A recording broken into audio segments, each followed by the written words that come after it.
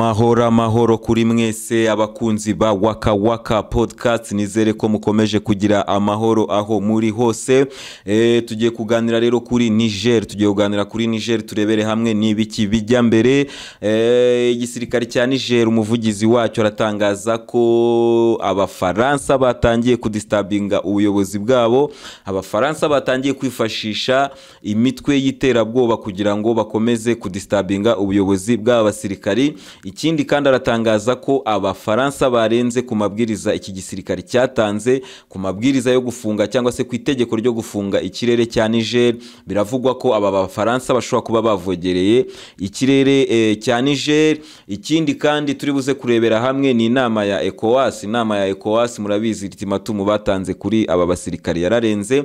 Nyuma yuko rero iyi ultimatum irenze, twese tukavuga tuti ECOWAS yatinye gutangiza ibitero. ECOWAS ifite inama igomba kubahuriza muri Nigeria, bakaganira bakarebera hamwe n'iki bakora kuri aba basirikari. Ibyo byose rero nibyo tugiye kuganiraho muri iyi podcast. Yes, rero umuvugizi w'igisirikare cya Niger yatangaje ko abafaransa batangiye kwifashisha imitwe y'iterabwoba kugira ngo badistabinge igisirikare cyabo. Avuga ko iyi mitwe yabagabyeho ibitero byinshi hirya no hino mu gihugu, ariko anatangaza ko igisirikare cyabo cyabashije kwihagararaho, ndetse muri aba terroriste akaba hagiye hanafatwamo benshi cyane n'ibikoresho byabo, aho batangaza ko barimo gufatanya n'Ubufaransa. Ibi ngibi rero ukaba wabyibazaho, aba bafaransa ibi ngibi babikorera iki? Uko mbibona nuko abafaransa ikintu cyose cyabafasha kugaragariza isi ko aba basirikari nta bushobozi bafite bwo kurinda Niger, cyangwa se kugaragariza abaturage ba Niger ko igisirikare cyabo nta mbaraga gifite zo kuba cyarinda umutekano wa Niger. Ibyo bintu byose abafaransa babonye umuntu bibafashamo babikora kuri uyu munsi, kubera ko bari muri position de faiblesse muri Afrika. Ni ukuvuga ngo abafaransa muri Afrika, kuva intambara ya Gaddafi yarangira, abanyafrika bakagira umujinya w'ibyakorewe muri Libya, byaje byiyongera ku byari bimaze gukorerwa muri Cote d'Ivoire. Tudasubiye inyuma ngo tujye mu mateka yabo muri Niger no muri Afrika hose no mu Rwanda n'ahandi hose nk'uko muyazi, aba bafaransa bari muri position de faiblesse, ntibashobora gutinyuka gutangiza ibitero. Ikindi kandi twavuga nuko kuva iyi ntambara ya Ukraine yatangira, hagatangira n'intambara y'ubukungu hagati y'icyo wakwita uburengerazuba cyangwa se abanyaburayi n'abanyamerika, intambara yabo y'ubukungu hagati yabo n'Ubushinwa, byatumye abanyafrika bumva ukuri bakanamenya n'amakuru menshi atandukanye, cyangwa se niba baranayamenyaga ntibagire imbaraga zo kuba bafata position, kubera ubwo Bushinwa burimo gushora imari muri Afrika, kubera abo Barusiya barimo gufasha ibyo bihugu byinshi bya Afrika kwiyubaka mu mutekano. Ibyo byose bituma abanyafrika bagira sovereignty runaka, ituma aba bafaransa rero ijambo ryabo ritumvikana, kuko Umushinwa iyaje muri Afrika aravuga ati reba amateka, subiza amaso inyuma urebe mu mateka, uyu Mufaransa imyaka nagateka abaye hano urabona yarakumariye iki? Usibye kuguhohotera, kukwicira abantu, kukwiba imitungo yawe, n'ubu ngubu bakakubeshya ko ufite ubwigenge, ariko mu by'ukuri nta bwigenge ufite. Ibyo byose Umushinwa akabikwereka, niyo yaba ari propaganda y'Abashinwa, ariko baba bashingiye ku kuri, kuko ayo mateka baba bakwereka yabayeho. Ibyo bintu byose baba bakubwira byabayeho. Noneho uyu munsi hakaba hari na Wagner y'Abarusiya. Niba umusirikare akoze kudeta, bakavuga ati twe tugiye gukora coalition yo kuza kumutera, Wagner ikavuga iti twebwe turaza kugusapotinga, ukaba uzi ko ufite iyo support y'Abarusiya. Ibyo byose byagiye bica intege aba bafaransa. Noneho no kuba social media buriya zaje, ibintu byose bigira ibyiza burya bikagira n'ibibi byabyo, ariko izi social media zatumye abantu benshi babasha guhana amakuru, n'abatari basobanukiwe bari mu bujiji bagenda basobanukirwa. Abaturage ugasanga barasobanukiwe. Ngenda baha urugero, ni kubera iki aba basirikari bose bakoze kudeta usanga abaturage babashyigikiye? Ni kubera iki? Nta kindi, nicyo ngicyo, nuko amateka ibi bihugu byagiranye n'Abafaransa nta nyungu abaturage bigeze babigiramo. Bagiye bizezwa ibintu byinshi, bakagira imishinga ifite amazina meza, ariko at the end nta nyungu bigeze babibonamo. Rero iyo haje umuntu akavuga ati umuturage noneho ijambo ni iryawe, bakabona abasirikari baraje imbere barabwira ati noneho ibibazo byari bihari dore batwibaga gutya na gutya na gutya na gutya, umuturage arabyumva kubera ko n'abasobanukiye bajya kuri izo social media za YouTube za Instagram n'iki abo bazungu batuzaniye, abantu bajyaho bakabona amakuru bagasobanukirwa. Niyo mpamvu abafaransa uyu munsi batashoboye kwihagararaho muri Centrafrica, ntibashoboye kwihagararaho muri Mali, ntibashoboye kwihagararaho muri Burkina Faso, kuko aho hose ni ahantu hagiye hahirikwa ubutegetsi bwahoze mu kwaha kw'aba bafaransa, ku buryo abafaransa bari banahafite n'ibigo bya gisirikare. By the way, bari bahafite ibigo bya gisirikare ku buryo bashoboraga guhita batangiza ibitero kuri abo bantu muri ako kanya. Ariko kubera ko umuturage yari yarasobanukiwe, umuturage yari afite nawe umujinya ategereje opportunity yamuhanganisha cyangwa se yatuma agira ijambo ku bafaransa, byagiye bituma abafaransa batsindwa muri ibi bihugu, ndetse n'abasirikari abaturage bakabakunda cyane kuko babizeyemo. Ntabwo buriya ibintu bituma abaturage bakunda abasirikari ntabwo barabikorera, nuko igituma babakunda nuko babafitemo icyizere ko noneho ibintu bishobora kuba bigiye kuba byiza. Niyo mpamvu abaturage ubona basapotinga Kamara, niyo mpamvu abaturage basapotinga Doumbia, niyo mpamvu abaturage bari gusapotinga abapuci bo muri Niger. Nukubera ko babafitemo icyizere, barumva ko babizeyemo impinduka z'ibintu byiza, bagiye kubona ubuzima bwiza, nicyo kintu bizeye. Igihe cyose rero abasirikare no batazabasha kubikora, icyo ngicyo nacyo ni ikintu cyo kubitega no gutega amaso tukazareba ese iyi new generation ababiyita ngo ni new generation, ese kuko uyu mujinya wabo uzabyarira inyungu abaturage? Ibyo ngibyo tuzabireba nyuma, reka tube tubyihoreye. Tugaruke ku kibazo cyaciye intege abafaransa n'abanyaburayi intege muri Afrika. Noneho rero ikindi ngiye kubabwira, sinarinzi ko muri Mali habayo diamant, sinarinzi ko muri za Burkina Faso bagira amabuye y'agaciro. Nabimenya ari uko ibi bihugu bitangiye gukorana n'Abarusiya, Wagner ihageze, noneho aya mateleviziyo y'abafaransa atangira kuripotinga ngo Wagner ngo iri kwiba ngo zahabu ngo na diamant ngo muri Mali, ngo muri Centrafrique, ngo muri Cote d'Ivoire.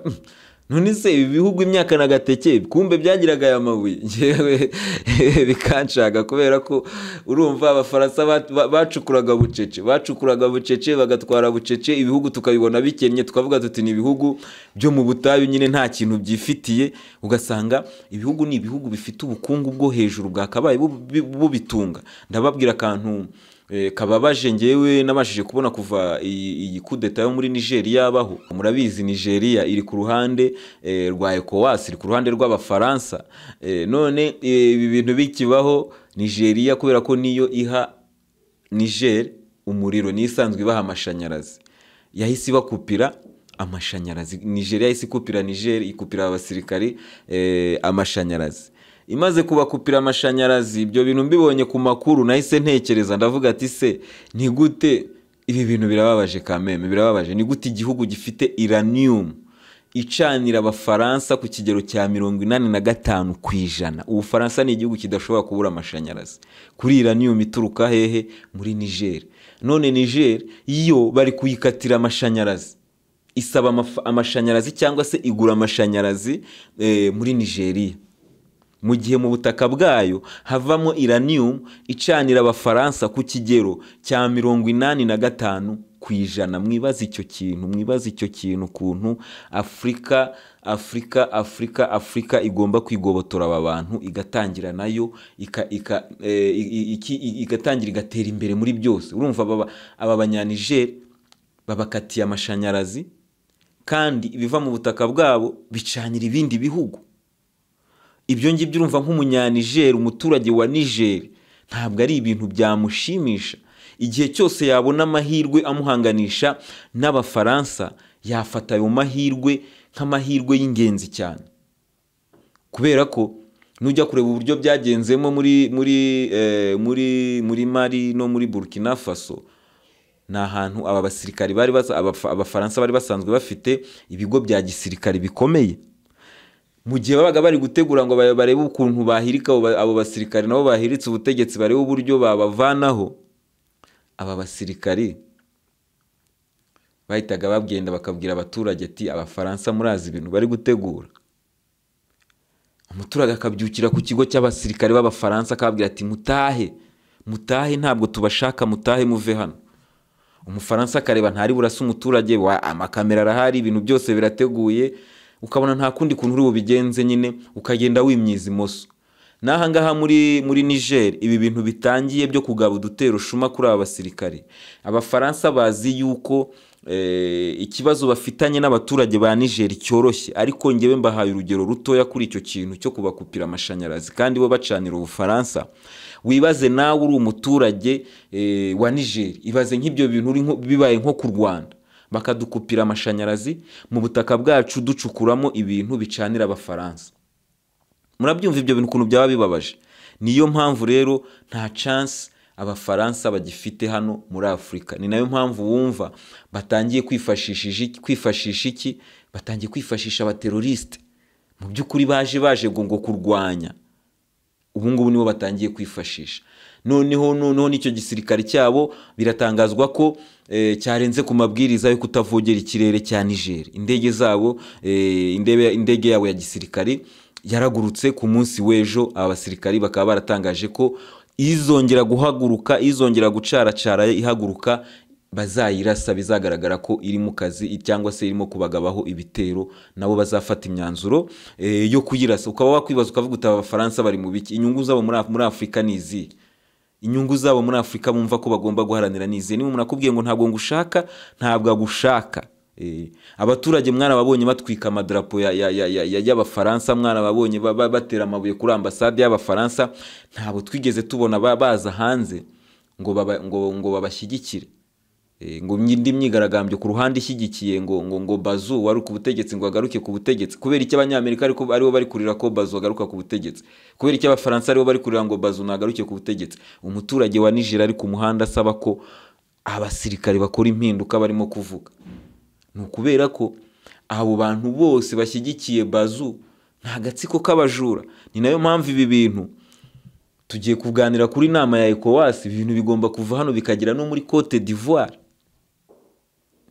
Mwana bibonye ibintu byakorewe Gbagbo, ibintu bakoreye Gbagbo mwana bibonye, baramufunga bamujyana muri CPI ngo ni International Criminal Squad cyangwa se Criminal Code nkuko Marema bivuga. Noneho Gbagbo baramufunga, baramujyana mu rukiko, bamugejeje mu rukiko basanga n'umwere, baramufungura. Ariko muribuka uburyo byagenze bamukura ku butegetsi.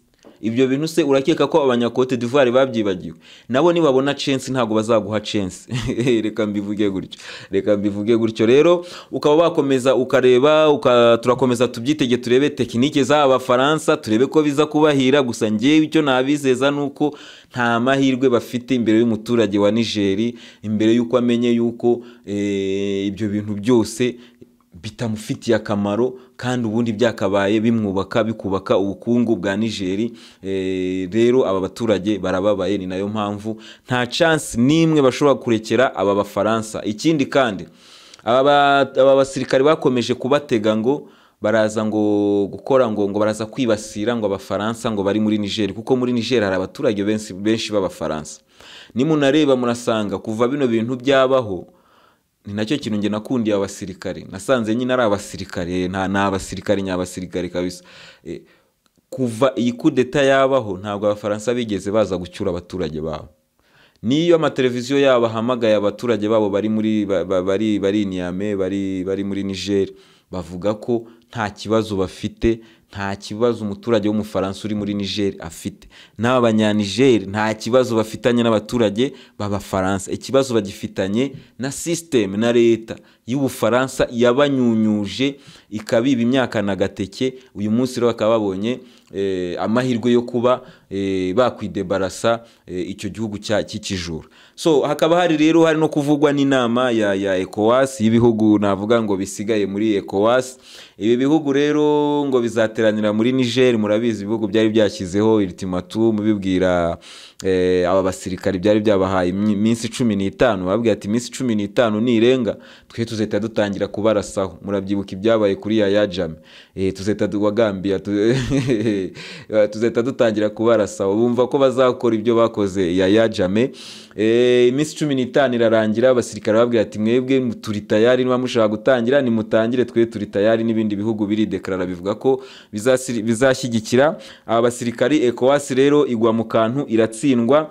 Bafitanye inama rero muri Nigeria yo kureba ngo ni iki bakora, ngo ni iki bakora, ni iki bakorera aba basirikari. Gusa icyo navuga, iyo nama niyo gusaza imigeri, nta kintu yageraho. ECOWAS ubu ngubu navuga ko ari n'umuryango uri mu marembera, ni umuryango uri gusenyuka, kubera ko ibihugu byinshi byari biwurimo biri kugenda biwuvamo, kuko biri kugenda byigenga bikahita bijya mu rundi ruhande rutandukanye na ECOWAS. Ibi ngibi rero ni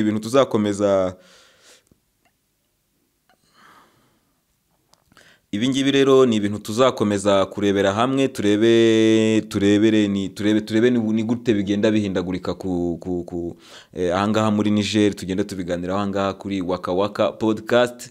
Nkaba mbashimiye rero, mbashimiye cyane, nanabasaba gukomeza mugakora like ku kiganiro wakunze, ugakora subscribe, ukanagisharinga n'inshuti zawe zikabasha kucyumva. Iyi podcast igatera imbere, kuko nitera imbere tuzagenda twongeramo ibintu byinshi cyane bizagenda bibanyura. Turateganya kongeramo utuntu twinshi cyane twiza kandi muzakunda.